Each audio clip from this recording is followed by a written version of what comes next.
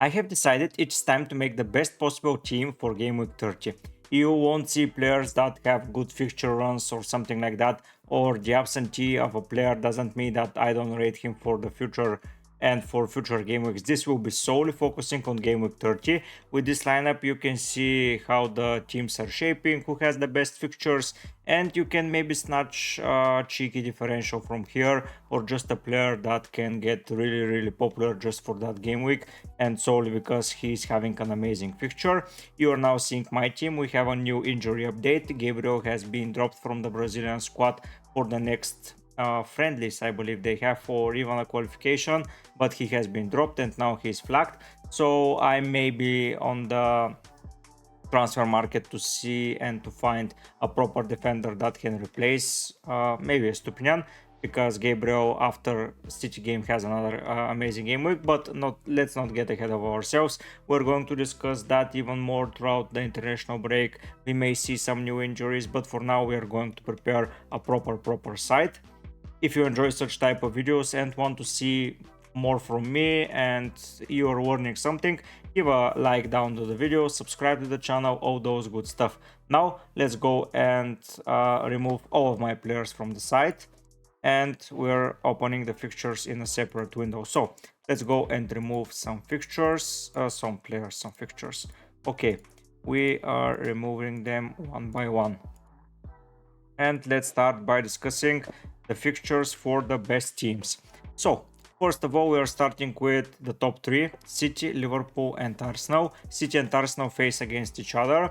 So here I'm in a little bit of a predicament. I don't know how to approach that game if I'm solely doing it for this week's players.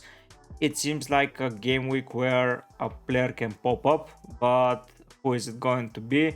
I'm not going to invest in a lot of players from both sides, and personally I plan to avoid as much as possible, mostly in defense, as I see those teams like very high scoring ones. Talking about Liverpool against Brighton have been conceding a lot of goals, but they have been scoring as well, so maybe only attack from Liverpool, that is a high possibility. Looking at the top 4 race, it's Spurs against Luton, so it's a very okayish game in attacking perspective for Spurs. Defensively wise, Luton have been scoring in 16 consecutive games. Now after Spurs missed to score against Fulham, Luton hold the record for most consecutive goals at the moment in consecutive games. So Luton attack is an attack to be prepared against. Villa faces Wolves. Wolves have been majorly influenced by a lot of injuries. Dosa, Neto, Chan, all of those players are pretty detrimental to their playstyle, so maybe Villa player is going to be a good option. Chelsea faces Burnley, Fulham faces Sheffield, so we have a lot of options. As usual, we are going to start with our premium players, as in my opinion they are the most important ones. And I may surprise a lot of people, but I'm not going to go for Erling Haaland. I know he faces Arsenal and it's at home, but Saliba and Gabriel has been doing a pretty good job of handling Erling Haaland in the last encounters. So I believe that's going to happen once again. That means that I will be free to invest in two solid premium players, and those are going to be Mohamed Salah and Heung-min Son. They're immediately going into the lineup while those players are still in, but regardless, I'm putting Salah in and I'm returning Son back into my squad.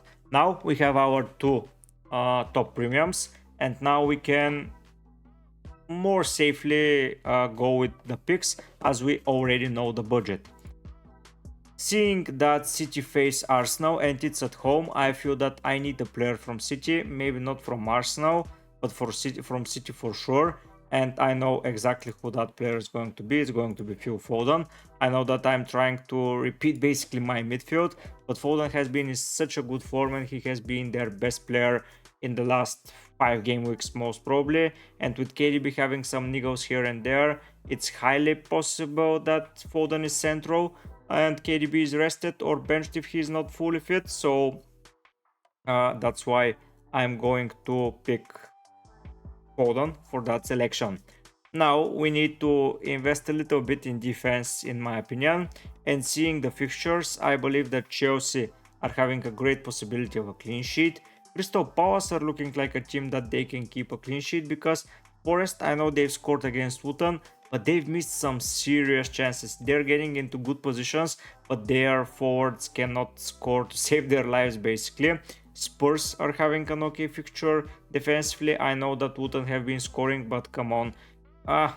So no, I take that back. So Spurs do not have such an amazing fixture, but Chelsea, Fulham, Bournemouth as well. And most probably the final guy here is going to be from, I want to say, Liverpool, as we will save some money. Let's see, should we go for Leno or for Robinson? I know Robinson has done amazingly well in game week 29, but can he repeat that? Compared to that, Brighton are going to have shots, but Liverpool will need to rebounds, and Alisson not being back immediately after the international break leaves us with only Kelleher, so that's an option. So I can go for a Chelsea defender, I can go for a Bournemouth defender, or a keeper, I can go for a Fulham one, and I can go for most probably a Liverpool one. Spurs, I believe, are going to concede goals against Luton, so their defenders may return attacking wise, but they're going to concede. It's tricky. Let's start adding players. So first of all, we're going to add Gusto. As for me, he is one of the better players to own at the moment from Chelsea's perspective. He has been nailed, and I don't see anyone replacing him. We're returning Zabarny into the lineup. In my opinion, he is the best Bournemouth defender available. Senesi is out, so we don't know if he is going to play, and Zabarny basically plays every minute. I'm going to add, I believe it's Anthony Robinson. He has been having a good expected goal ratio, and he already has 6 assists, so I'm putting him into the squad. And I'm going to risk it with Kelleher. I know it's Brighton, but for me, they will want to score some goals and they will want to keep a clean sheet, so Kelleher gets the notch here. So we have our 3 defenders, we have our goalkeeper, and we have 3 midfielders.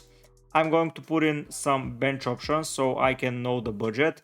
So from goalkeeper's perspective, it's most probably going to be just Areola into the net, as he has been the most reliable goalkeeper this season. Next up, from the defensive perspective, even though Bournemouth are a better side, for me Everton have a chance to keep a clean sheet as well. And speaking about a big chance of clean sheet, Munoz against Forest for me wraps up the squad. I know there isn't a lot of attacking return, but Kelleher in defense, I don't need an attacking return. Gusto has an attacking return. Robinson and Zabarny just scored his first goal. Munoz is attacking wingback, so you can invest and put him into the lineup if you prefer that. But for me, that defense looks solid. Now, we need to decide if we are playing a 3-5-2 or a 3-4-3. For now, we have 3 midfielders already, and now it's getting a little bit tough to decide. First of all, we need to get Aston Villa attacker, at least in my opinion.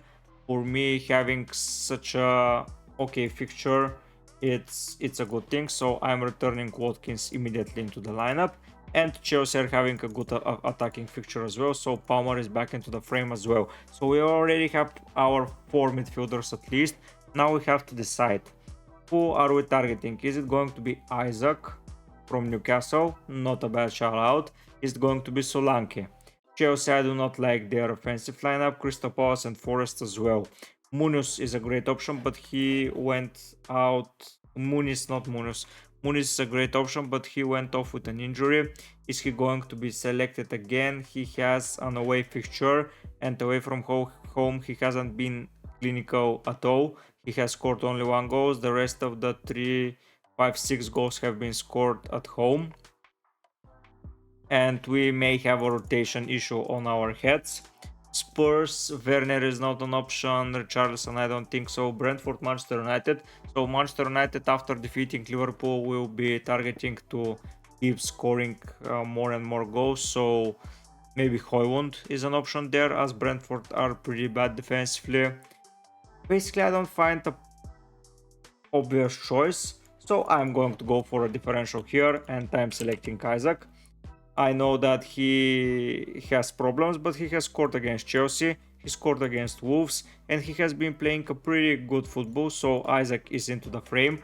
For me, a really differential pick that can get you good score. I know he is selected by almost 12% of the players, but those are ghost teams that are just not playing at the moment. So yeah, Isaac here, and we may need to find a fifth midfielder.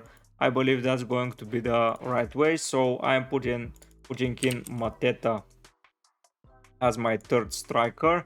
He's going to be a bench option there, and I still have 15 million. So I can go for Haaland as well with Son and Salah, basically, which is pretty strange. But defense is pretty cheap. But yeah, that means I have such a good budget. I can think of some things basically. So Haaland, I can go for Garnacho and Haaland, and I'll have 0.8 more, which is funny. But yeah, we have a lot of money. Should I invest in Saka? Just have the Arsenal cover if they turn up to be pretty good? Yeah, why not? I'm going to return Saka into the frame, and now we have our team. So I'm going to draw the starting lineup. So we're starting with Kelleher. Those are going to be our 3 defenders, those 5 midfielders, and those 2 forwards. It's that simple. That's the lineup. We have first bench option, second and third.